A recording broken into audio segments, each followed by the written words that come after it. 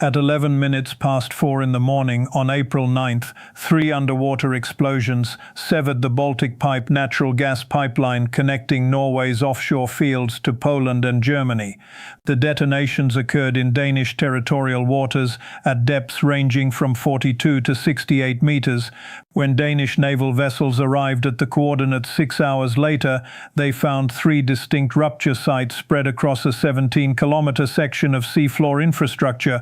Europe's last major natural gas import route bypassing Russian territory was no longer operational. Subscribe to the channel right now and turn on notifications before going any further. What happened in the Baltic Sea this morning is not simply infrastructure sabotage, it is the culmination of a 2-year campaign to systematically eliminate every energy supply route that allows Europe to function independently of Russian pipeline networks. The pace at which the operational picture is diverging from official communications means you cannot afford to be behind this analysis when the next development breaks.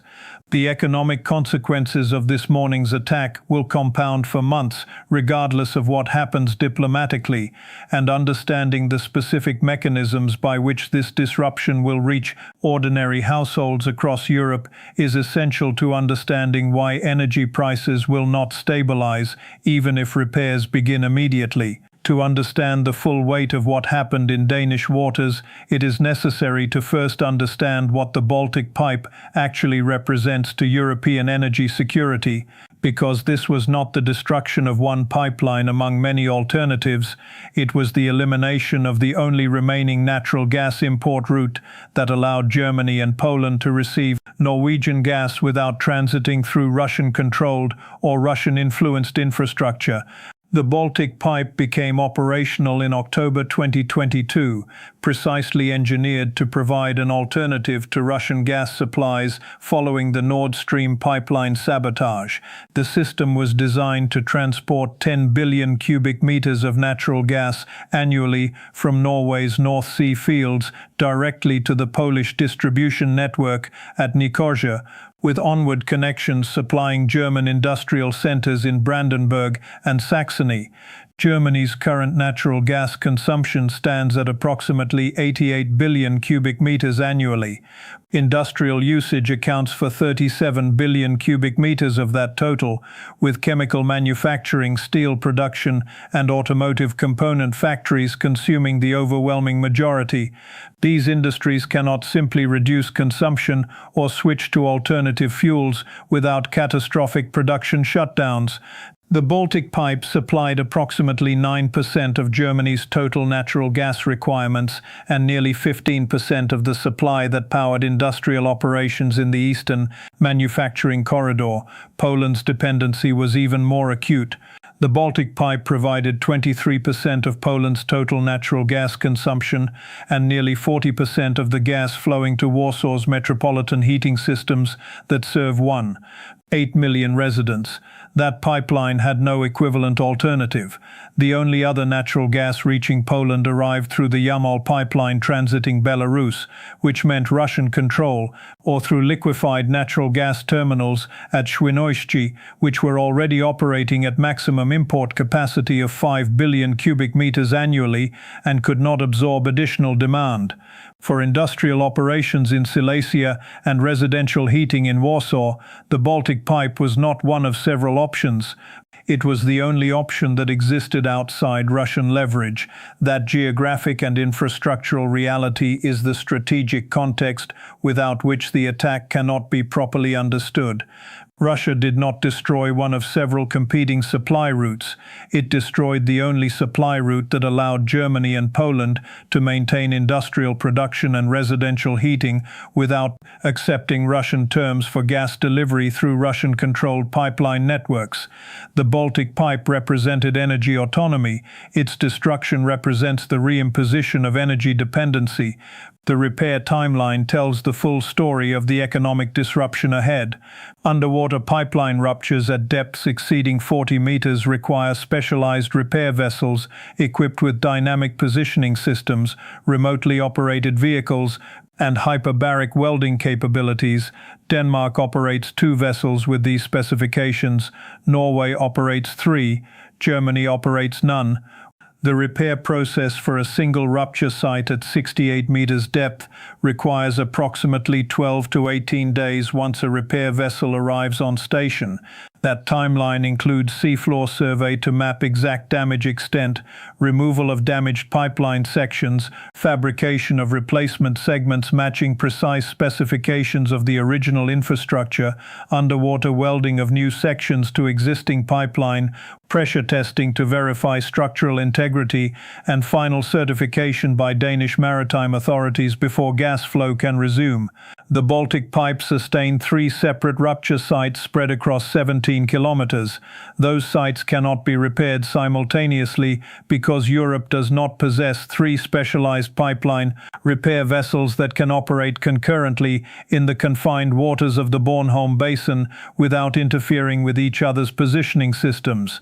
The repairs must proceed sequentially. The minimum repair timeline for all 3 sites is 36 days. That estimate assumes perfect weather conditions, immediate availability of replacement pipeline segments, and 0 complications during welding operations at depth. The Baltic Sea in April experiences sustained wind speeds above 25 knots and wave heights exceeding 3 meters approximately 40% of the time. Weather delays alone will likely extend the repair timeline to 50 or 60 days.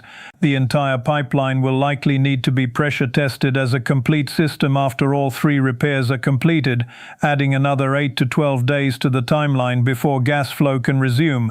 Now to the question that energy security analysts across Europe are already examining with urgency. Why did Norwegian intelligence services fail to detect preparation for this attack? The Baltic Pipe was protected by continuous maritime surveillance, including patrol vessels, underwater acoustic monitoring systems, and satellite observation of surface traffic in the rupture zone. Those systems were fully operational. They detected no unusual vessel activity in the 12 hours preceding the explosions. They recorded no acoustic signatures consistent with conventional explosive placement. They identified no surface support ships that could have deployed underwater sabotage teams. The failure was not random, and it was not a malfunction. It was the result of operational methodology specifically engineered to defeat exactly this kind of defensive surveillance. According to preliminary assessments from Danish naval intelligence, the 3 explosions occurred within a 17-minute window between 4:11 and 4:28 Central European Time. That timing pattern is inconsistent with manually placed charges, which would require sequential placement over hours or days and would likely produce acoustic signatures detectable by hydrophone arrays. The simultaneity suggests pre-positioned explosive devices with synchronized detonation systems, but Danish maritime surveillance detected no suspicious vessel activity during the weeks preceding the attack that would indicate device placement operations. The most technically plausible explanation emerging from Danish and Norwegian intelligence sources is autonomous underwater vehicle deployment. Russia's main Directorate of Deep-Sea Research operates a fleet of specialized submarines capable of deploying autonomous vehicles equipped with explosive payloads and long-duration timer systems. These vehicles can be released from submarines operating in international waters outside surveillance zones, navigate autonomously to target coordinates using inertial guidance systems, attached to pipeline infrastructure using magnetic coupling mechanisms, and detonate days or weeks after deployment based on pre-programmed timing sequences. The Losharik-class deep-sea research submarines, operated by Russian Naval Special Operations Forces, are specifically designed for this mission profile. They can operate at depths exceeding 1,000 meters, deploy multiple autonomous vehicles per mission, and return to base without ever entering waters subject to NATO maritime surveillance.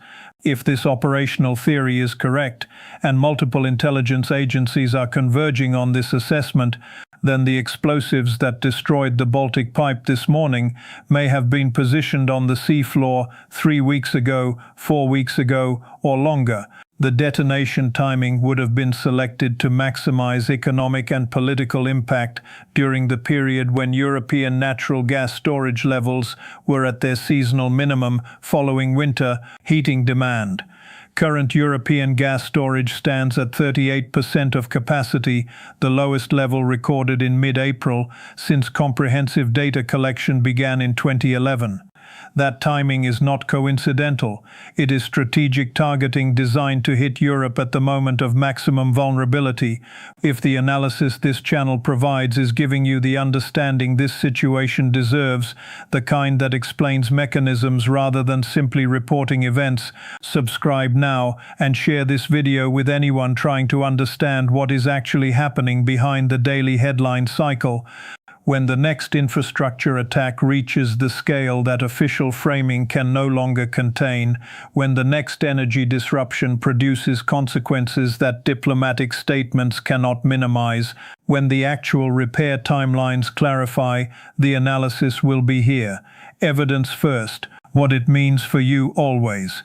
The economic consequences of what is happening beneath the Baltic Sea have now reached a scale that extends far beyond energy markets and into the daily economic reality of people across Germany and Poland with no direct connection to geopolitical strategy. Understanding the specific mechanisms by which this pipeline rupture will generate those consequences is essential to understanding why they will not resolve quickly, even if repairs begin tomorrow morning.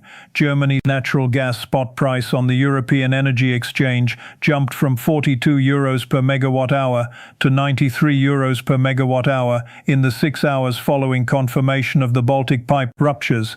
That increase is not a temporary panic spike. It is the market's actuarial calculation of supply shortage severity and duration based on repair timeline expectations.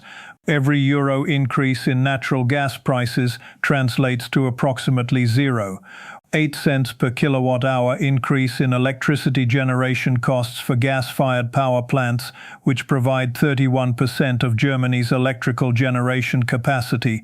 The electricity price increase will appear in household bills within 45 days as utilities pass through wholesale cost increases to retail customers.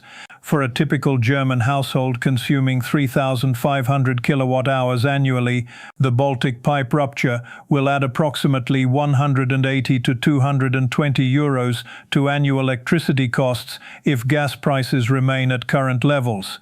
Industrial impact operates on an entirely different scale. BASF's Ludwigshafen Chemical Complex, the largest integrated chemical production facility in the world, consumes approximately 4 billion cubic meters of natural gas annually. That facility produces precursor chemicals for automotive paints, pharmaceutical ingredients, agricultural fertilizers, and construction materials used across European manufacturing supply chains. BASF has already announced that if natural gas prices remain above €70 per megawatt-hour for more than 90 days, production at Ludwigshafen will be reduced by 40%. That reduction will cascade through every supply chain dependent on BASF chemical outputs. Automotive manufacturers in Stuttgart, Munich, and Wolfsburg will face paint supply constraints that slow assembly line operations. Pharmaceutical companies will encounter ingredient shortages that delay drug production. Agricultural suppliers will experience fertilizer availability problems during spring planting season when demand is highest. Poland's situation is considerably more acute because residential heating dependency on natural gas is proportionally higher than Germany's. Warsaw's municipal heating system serves 1.8 million residents through a district heating network that distributes heat from central generation plants to individual apartment buildings through insulated pipeline networks. That system is 93% dependent on natural gas as its primary fuel source. The Baltic pipe rupture eliminates 23% of the natural gas flowing into Warsaw's heating grid during a period when nighttime temperatures still fall below 5 degrees Celsius and residential heating demand remains substantial. Warsaw city authorities have 3 options, none of them adequate. Option 1 is to reduce heating output to individual buildings, which means indoor temperatures drop from the standard 21 degrees Celsius to 16 or 17 degrees. Option 2 is to burn heating oil as a substitute fuel in generation plants designed for natural gas, which requires expensive fuel conversion, produces higher emissions, and costs approximately 60% more per unit of heat generated. Option 3 is to import additional liquefied natural gas through Świnoujście terminal, but that terminal is already operating at maximum capacity and cannot physically accept higher volumes without infrastructure upgrades that require 6 months of construction. The weekly economic cost of the Baltic pipe closure for Germany and Poland combined is approximately 2. That figure accounts for increased energy costs, industrial production losses, and substitute fuel purchases. If the pipeline remains non-operational for the minimum repair timeline of 50 days, the total economic damage will exceed 16 billion euros. If repairs extend to 90 days due to weather delays or technical complications, the cost reaches 29 billion euros. That figure does not include the insurance cascade or the long-term investment deterrence effect. Every underwater pipeline rupture raises insurance premiums for all European offshore energy infrastructure. Lloyd's of London actuarial calculations suggest war risk insurance for Baltic Sea pipelines will increase by 40 to 60% following this incident. Those increased insurance costs are permanent additions to European energy prices that will persist long after the Baltic pipe is repaired and operational. The broader strategic question that emerges from assembling all of these elements is the one that energy security analysts across the ideological spectrum are beginning to ask with increasing urgency. Can Europe maintain energy independence from Russia through infrastructure diversification, or is the infrastructure itself now a strategic vulnerability that Russia can systematically eliminate faster than Europe can repair or replace it? Both European officials and Russian energy executives are projecting confidence in their respective positions. The battlefield reality beneath the Baltic Sea suggests something considerably more complicated. Europe has invested 43 billion euros since 2022 in energy infrastructure designed to eliminate dependency on Russian natural gas. That investment built liquefied natural gas import terminals in Germany, Poland, Finland, and the Netherlands. It expanded pipeline connections from Norway, Azerbaijan, and North Africa. It constructed the Baltic Pipe itself as a dedicated bypass route around Russian territory. Every one of those investments assumed that infrastructure once built would remain operational and protected by maritime law, NATO deterrence, and the basic stability of international energy markets. The Baltic pipe rupture, following the Nord Stream sabotage 18 months earlier, demonstrates that assumption was incorrect. Russia has demonstrated the capability to identify and destroy underwater energy infrastructure in NATO-adjacent waters without being detected during the operational phase, without leaving attributable evidence that meets the threshold for Article 5 collective defense activation, and without deploying surface vessels or personnel that can be definitively linked to Russian military command. That capability transforms every underwater pipeline in the Baltic Sea, the North Sea, and the Mediterranean into a strategic vulnerability that can be eliminated at a time and location of Russia's choosing. The defensive challenge is asymmetric in ways that favor the attacker. Europe must protect thousands of kilometers of underwater pipeline infrastructure spread across multiple maritime zones.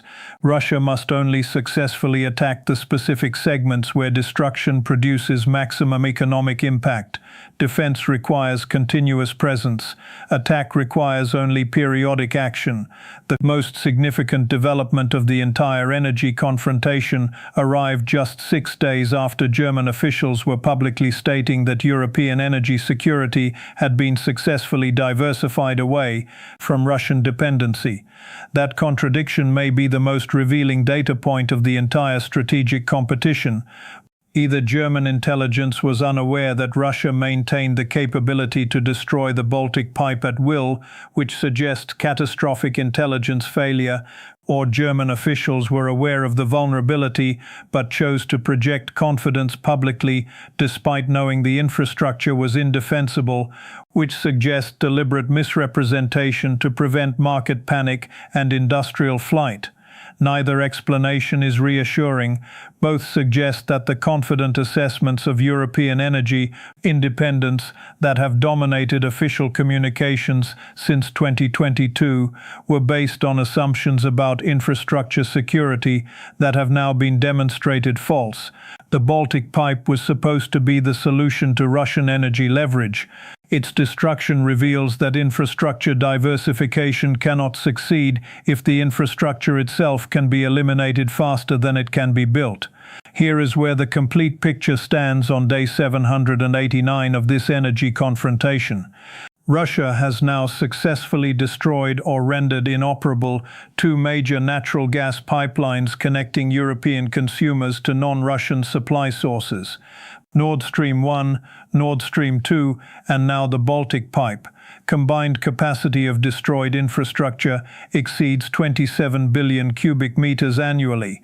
That represents 31% of the natural gas import capacity that Europe built specifically to replace Russian pipeline gas.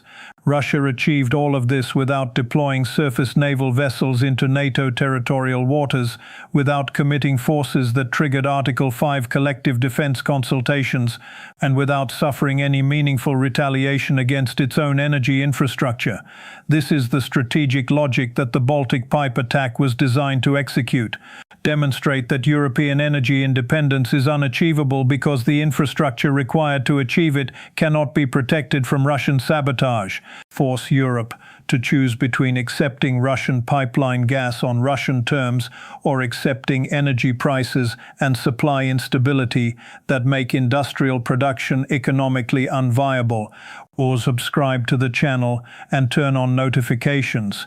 When the repair timeline for the Baltic Pipe extends beyond the official estimates, when the next underwater infrastructure attack reaches the scale that diplomatic frameworks can no longer contain, when the actual industrial production losses clarify, the analysis will be here. This channel documents the gap between official characterization and operational reality. Leave one question in the comments before you go. Can underwater pipeline infrastructure be effectively defended against autonomous vehicle attacks, or is Europe watching the architecture of energy independence being tested beyond the design limits it was built to survive? Every response gets read and considered. This is where the evidence leads.